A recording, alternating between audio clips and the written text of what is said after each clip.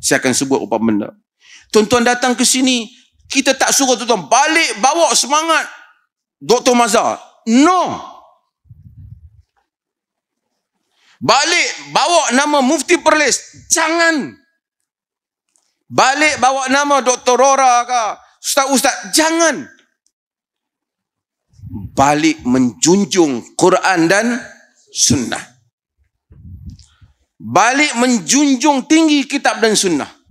Mempertahankan saya belum tentu boleh pahala. Tetap pulang dengan semangat ni. Pulang dengan semangat dakwah ni. Tweet dakwah.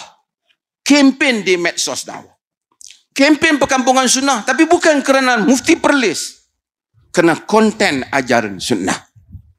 Siapa yang ada pada malam ini, seramai ini, daripada dalam masjid yang penuh ini sehingga di luar dataran sana, gunakan kelebihan masing-masing untuk berkempen, mengangkat akal, mengangkat wahyu, mengangkat akal yang waras, mendahulukan kitab dan Sunnah. Semua perkataan mufti, ulama, tok syekh yang mengaku wali, yang mengaku apa, ditimbang dengan kitab dan Sunnah. Mudah-mudahan Allah bagi kebaikan untuk kita. Diberikan kelazatan ibadah. Tuan-tuan, last saya nak sebut ini, masalah yang berlaku ini, macam saya kata, kena masalah orang nak menunjuk-nunjuk dalam ibadah.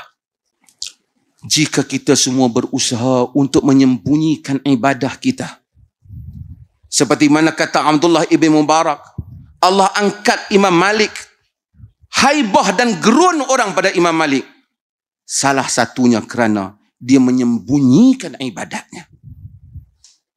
Sembunyikan sedekah kita. Sembunyikan zikir kita. Sembunyikan tahajud kita. Jangan jadikan tajuk, saya tahajud, Masya Allah. Hatta kalau ada mimpi yang baik, jangan dicerita kepada orang untuk menunjuk-nunjuk. Supaya sesiapa yang menyembunyikan amalan dia yang saleh, Allah akan mencampakkan kelazatan ibadah di dalam hidupnya. Mudah-mudahan Allah rahmati kita, insya-Allah.